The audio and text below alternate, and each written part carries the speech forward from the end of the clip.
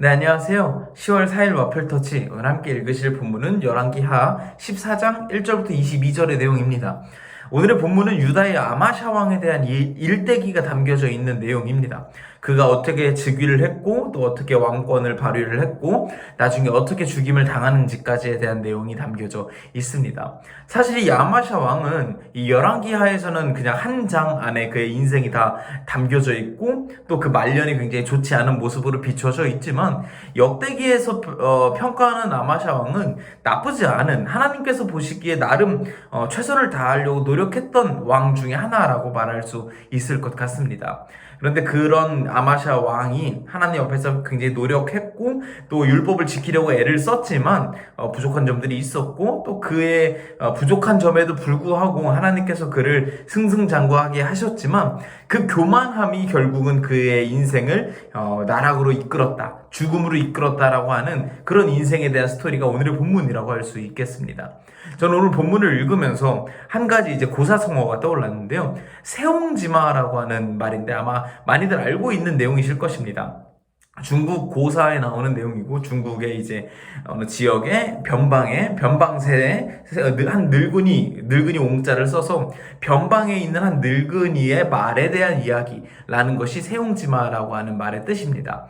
제가 굉장히 좋아하는 고사성어라 아주 간단하게 이야기를 해드리자면 변방에 있는 한 늙은이에게는 말이 한 마리 있었습니다. 굉장히 좋고 멋진 준마가 한 마리 그 늙은이의 소유였죠. 마을 사람들이 굉장히 부러워했습니다. 어쩜 저렇게 멋진 말을 기르셨습니까? 이렇게 칭찬을 하자 그 늙은이가 대답합니다. 글쎄, 이렇게 이야기를 합니다.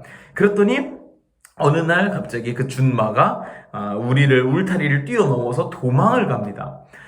그래서 마을 사람들이 와서 늙은이에게 이제 와서 걱정을 하는 거죠. 어떡합니까, 영감님? 저 아끼던, 열심히 기르던 말이 도망갔는데, 어떡합니까? 이러니까, 또 그 늙은이가 씩 웃으면서, 글쎄, 모르지. 이러더랍니다. 근데 한참 지나니까, 이제 도망갔던 준마가 암컷 준마, 너무너무 멋있는 똑같은 준마를 끌고 이제 결혼을 해가지고 돌아온 겁니다. 그러니까 이제 마을 사람들이 와서 막 축하를 해주는 거죠. 늙은이, 영감님 너무 축하드립니다. 야, 말이 도망가서 걱정했더니 이렇게 좋은 암컷을 또 데리고 왔어요. 너무 축하드려요. 그랬더니 또 그 영감님이 이렇게 고개를 갸웃하면서 글쎄 모르지 이랬더랍니다. 그러더니 이제 그 데리고 온 말이 야생마니까 그 야생마를 길들이려고 이 영감님의 아들이 그 말을 이제 길들인 거죠. 근데 길들이다가 이 야생마가 막 거칠게 하니까 말에서 떨어져 낙마해가지고 다리가 부러지게 됩니다. 마을 사람들이 또 와서 걱정하죠. 영감님 어떡해요? 그러니까 또 영감님이 씩 웃으면서 글쎄 모르지 이런 이야기의 반복입니다.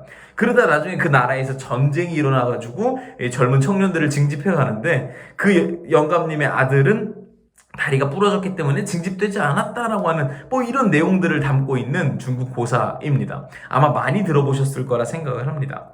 저는 이 이야기의 교훈이 뭘까라고 생각을 해봤을 때 저는 세 가지가 떠올랐습니다. 첫 번째는 어떤 인간에게 다가온 복이라는 것이 사실은 화일 수도 있다. 그리고 또 두 번째는 그럼 인간의 삶에 찾아온 화는 반대로 복일 수도 있다. 라는 내용들, 그런 교훈을 담고 있다고 생각을 합니다.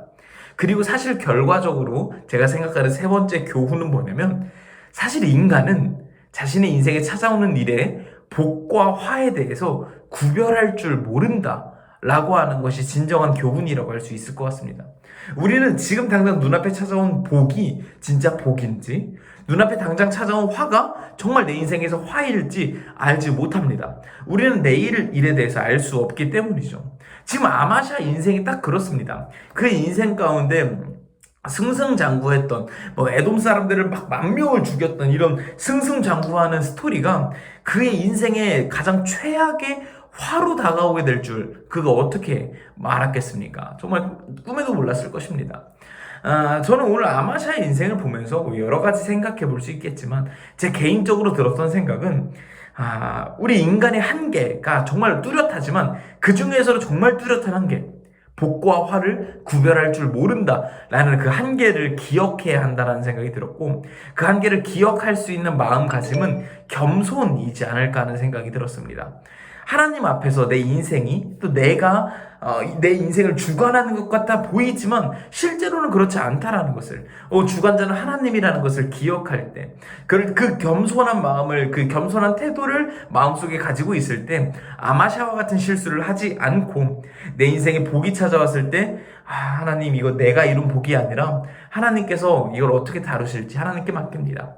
내 인생에 화가 찾아왔을 때 이 화를 내가 어떻게 이겨내야지가 아니라 하나님 내 인생의 화도 하나님께 주권으로 맡겨드립니다 라고 하는 아마샤와는 정반대 지점으로 하나님께 주권을 맡겨드리는 그런 겸손한 삶을 살 수 있으면 좋겠다, 그런 이야기를 하고 있는 것은 아닐까 하는 생각이 들었습니다. 여러분은 아마샤의 이야기를 들으면서 어떤 생각을 하셨는지 궁금합니다.